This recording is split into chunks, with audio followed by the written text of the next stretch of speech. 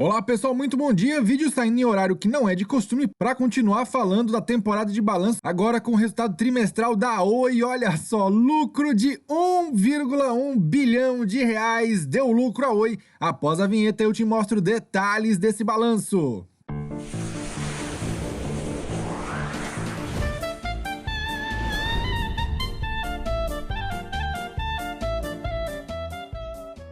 Agradecendo aqui os mais de 3.480 inscritos. Se você não se inscrevendo, clica no inscrever, ativa o sininho para saber porque todos os dias tem conteúdo novo aqui no canal. Usados aqui não sério com a que tiver menção de indicação, com investimento, uma decisão de se reputado do investidor. Quer ficar bem informado? Acesse minha coluna Fato Relevante no site da App Capital. Posto lá cedinhos principais notícias que vão balançar o mercado financeiro, além da nossa coluna diária aqui de segunda a sexta-feira, a partir das 8h30 da manhã, o Zambelli News. Outra fonte importante de informação, site guia do investidor.com.br, um site completo sobre ações, fundos imobiliários, dividendos e até small caps. Acessa lá para mais informações. Quer bater papo com outros investidores sobre análise técnica, fundamentalista e macro do mercado financeiro? Eu te convido para entrar na nossa comunidade de estudos do mercado financeiro no Telegram. É gratuito, o link está na descrição deste vídeo. Vamos lá, iniciando então com o quadro geral da Oi. A receita líquida total ficou em 4,3 bilhões de reais, queda de 3,4% quando comparado ao segundo TRI de 2020 e 1,5% abaixo do primeiro trimestre deste ano. No comparativo semestral, queda de 4,8%, a receita está em 8,8 bilhões de reais contra 9,2 bilhões obtidos no ano passado. O EBITDA de rotina ficou 1,2 bilhão de reais, queda de 5,5% e alta de 12,7% quando comparado ao trimestre anterior. Então, foi mais lucrativa nesse período. A margem EBITDA está em 29,3%, queda de 0,6% quando comparado ao segundo TRI de 2020, mais 3,7% superior aos 3 primeiros meses deste ano. A Oi, que deu prejuízo de 3,4 bilhões em 2020 e 3 bilhões no primeiro trimestre deste ano, agora deu lucro de 1,1 bilhão de reais. A dívida líquida da companhia saltou para 25,69 bilhões de reais, alta de 28% quando comparado ao mesmo período do ano passado e 2,1% superior aos 3 primeiros meses deste ano. Caixa disponível da empresa hoje é 3,4 bilhões de reais, alta de 13% se compararmos os 3 primeiros meses deste ano. O CAPEX foi investido aí na empresa então para suas operações e expansão 1,8 bilhão de reais, em linha com o feito no primeiro trimestre deste ano e superior ao mesmo período do ano passado. E de todo o resultado da Oi, praticamente aí 98% foi do Brasil. Vamos detalhar esse balanço agora. Então, como nós vimos, o Brasil aí proporcionou 4,3 bilhões de reais de receita. A nova Oi foi responsável por 2,2 bilhões de reais em receita, alta de 0,1% quando comparado aos 3 primeiros meses deste ano e queda de 2,6% no comparativo anual. Destes 2,2 bilhões, 1,3 veio do segmento residencial, queda de 0,2% quando comparado ao trimestre anterior e 3,5% superior ao comparativo anual. Segmento B2B ficou com 882 milhões de reais, alta de 0,2% quando comparado ao trimestre anterior e queda de 10,6% no comparativo anual. Outros serviços deram aí 26 milhões de receitas. As operações descontinuadas da Oi foram responsáveis aqui por 2,11 bilhões de reais. E as operações internacionais, 55 milhões de reais. Vamos agora para a unidade geradoras de receita. A nova Oi tem aí 13 milhões e 891 mil unidades geradoras de receita. Queda de 1,4% quando comparado ao trimestre anterior e 3,6% quando comparado ao mesmo período do ano passado. Destas 13 milhões, 10,2 milhões são clientes residenciais, 3,5 milhões são clientes B2B, clientes aí empresa. E telefones públicos ainda somam aí 136 mil, queda de 5,3% quando comparado ao trimestre anterior. As operações descontinuadas são aí 41,42 milhões de unidade geradora de receita, sendo 40,3 milhões da Oi Móvel e 1 milhão da TV. De acordo com a Oi, o segmento residencial ficou em linha no comparativo sequencial e apresentou um crescimento de 3,5% em relação ao segundo TRI de 2020, ancorado pelo forte ritmo de crescimento da fibra, que reflete o foco de atuação da nova Oi neste segmento, em substituição aos serviços legado de cobre. Já o B2B também apresentou estabilidade na receita total quando comparado ao primeiro TRI de 2021, porém apresentando uma retração em relação ao ano passado, principalmente em função do cenário ainda ruim da pandemia de Covid-19, que continua a impactar fortemente a economia e as empresas em geral. Falando do segmento residencial, a Oi afirma que o resultado confirma o turnaround do segmento como resultado da execução bem-sucedida da estratégia de forte expansão dos serviços de fibra. As receitas ligadas ao serviço de fibra já são superiores às receitas dos serviços de cobre, atingindo uma participação de 50% do total da receita do segmento. Destrinchando a receita agora por serviço. Então ela foi de 1,3 bilhão de reais, alta de 3,5% quando comparado o ano passado. Destes 1,3 bilhão, 654 foi de fibra, alta de 156% no comparativo anual e 16,8% quando comparado ao trimestre anterior. No cobre, 653 milhões, queda nos comparativos porque é um segmento que a Oi está descontinuando. Destes, voz fixa 448 milhões e banda larga 205 milhões.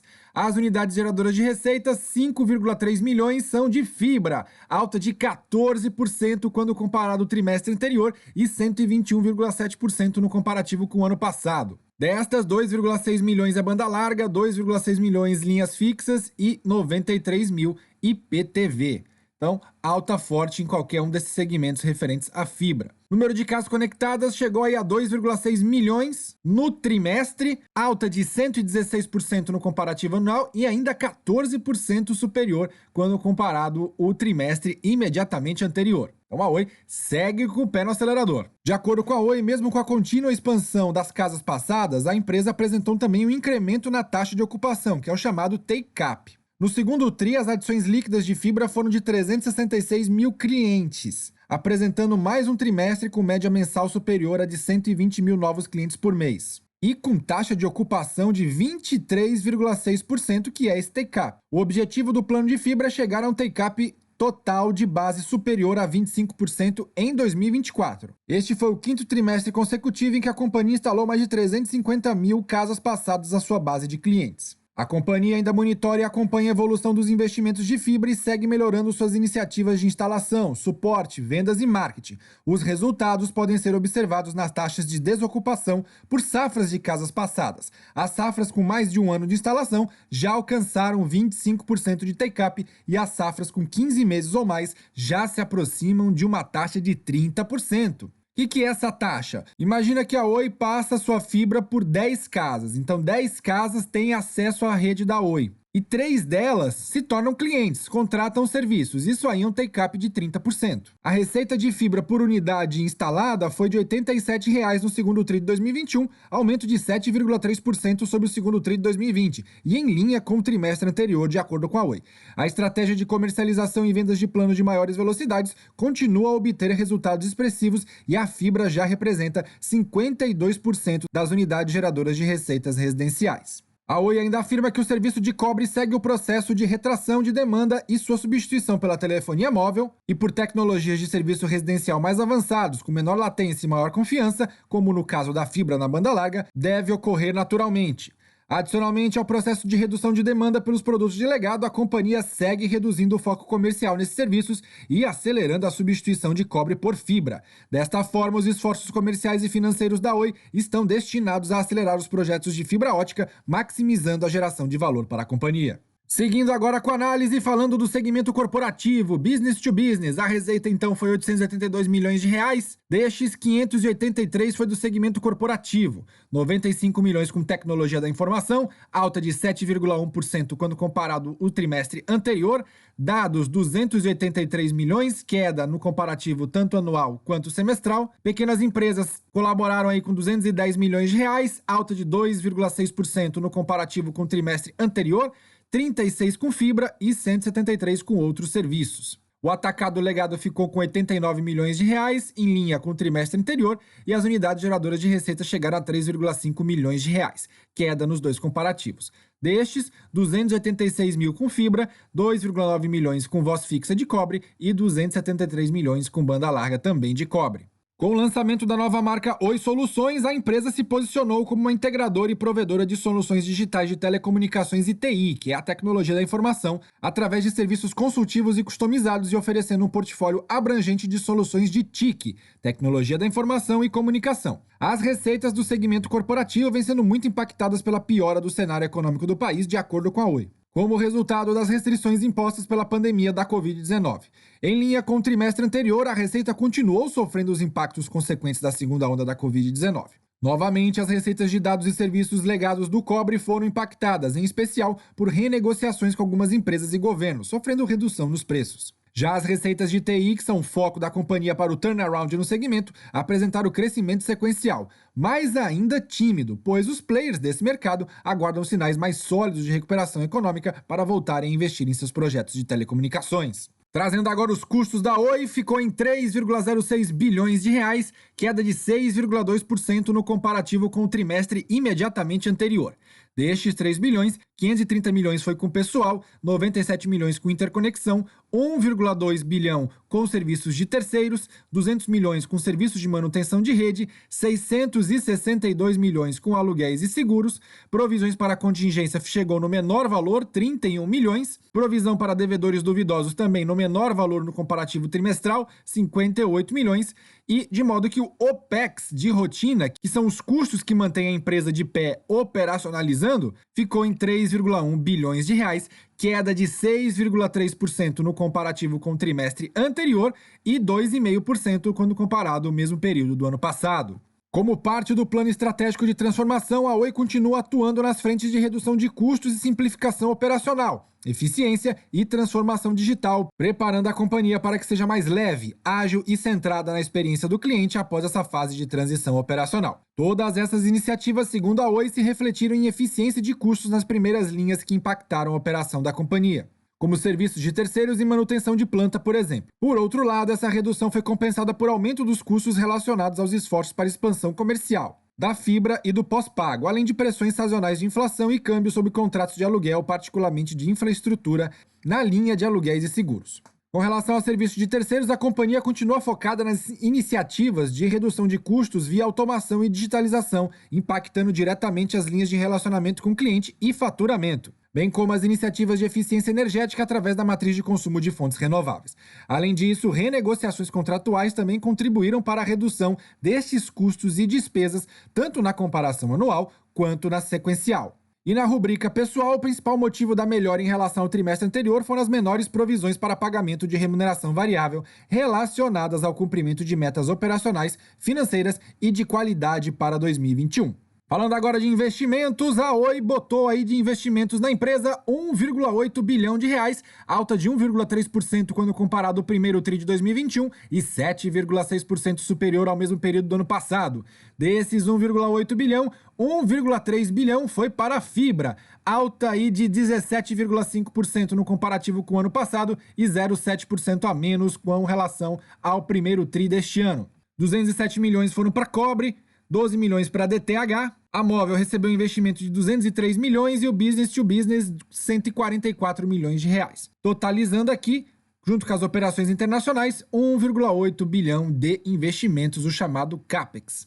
A companhia mantém o foco em seu plano de transformação na continuidade da expansão da rede de fibra no país, oferecendo banda larga de alta velocidade até a casa do cliente. Cabe destacar que o foco nos investimentos em fibra nos últimos trimestres já mostra um resultado acima da expectativa, de acordo com a Oi, sendo responsável direto pelo acelerado processo de turnaround operacional que a empresa está observando no segmento residencial. Trazendo agora dados sobre o resultado financeiro da Oi, teve aqui uma despesa com juros líquidos, 545 milhões de reais, amortização a valor justo, 58 milhões de reais positivo, resultado cambial líquido, 1,9 bilhão de reais, e outras despesas, retirada aqui do resultado financeiro, 237 milhões de reais, de modo que o lucro líquido da companhia, o resultado financeiro, ficou em 1,1 bilhão de reais. A essa altura do campeonato, a Oi já tinha 9,6 bilhões de reais em negativo no ano passado e neste ano apenas 2,7 bilhões. Vamos seguindo, o EBIT então no período ficou em 256 milhões de reais, tirando impostos aqui, o lucro líquido então ficou em 1,1 bilhão de reais. Vamos falar da dívida agora. A dívida total da empresa está em 29,1 bilhões de reais, alta aí com relação a março de 2021 e também a junho de 2020. Destes 29 bilhões, 22,71 é de longo prazo e 6,4 bilhões de curto prazo. Portanto, 78% da dívida bruta da Oi é de longo prazo. Agora, 16,6 bilhões está em moeda estrangeira, o que equivale a 57,3% da dívida, e 12,4 bilhões de reais em moeda nacional, 42,7% da dívida. Tirando aqui o swap cambial e o caixa da empresa, a dívida líquida da Oi é de 25,69 bilhões de reais. pouquinho acima do que março de 2021 e 5 bilhões acima do que junho de 2020. A Oi explica que, apesar do impacto positivo de menores juros acruado nas dívidas atreladas à moeda estrangeira por conta do real mais apreciado, o item juro líquido foi negativamente impactado por um maior CDI no período, além dos juros indexados ao IPCA, com o desembolso da debênture privada da Infraco no trimestre. O aumento sequencial e anual da dívida são decorrentes, principalmente, da emissão da debênture privada de Infraco no valor de 2,5 bilhões de reais. Debênture esta que deverá ser pré-paga no evento de cash-in dos recursos decorrentes da venda do controle da Infraco. Cash-in é a entrada de dinheiro, ou seja, o efetivo pagamento do BTG para a Oi. Soma-se a isso os efeitos usuais do accrual de juros de amortização, do ajuste do valor presente, que também contribui para o crescimento da dívida a cada período. Há de se ressaltar, de acordo com a Oi, que ambos os períodos houve uma valorização do real frente ao dólar, que compensam parcialmente o novo desembolso e o accrual de juros no trimestre. O prazo médio consolidado da dívida permaneceu em aproximadamente 9 anos. Ainda de acordo com a Oi, o aumento da dívida líquida no trimestre e no ano é decorrente principalmente da manutenção e de um capex elevado no período também. O aumento anual também é resultado do pagamento de obrigações pontuais no período, como o pagamento de obrigação previstas no plano de recuperação judicial, junto a fornecedores e os juros da emissão de dívida no exterior, que vence em 2025. E aí, pessoal, o resultado da Oi foi melhor do que se esperava, mas o processo de turnaround, ele é lento, ele é demorado. Mas aparentemente a empresa vem fazendo aí o seu dever de casa. Escreva aí nos comentários se ficou alguma dúvida e se você acha que a Oi vai sair desse momento difícil. Se você gostou desse vídeo, deixe seu like, se inscreva no canal, compartilhe no grupo de WhatsApp, Telegram, divulgue pros amigos. Deixe seus parceiros e AppCap, tem um X2 nas comunidades exclusivas e gratuitas do Telegram. Eu te espero lá. Obrigado por assistir até aqui e até o próximo vídeo!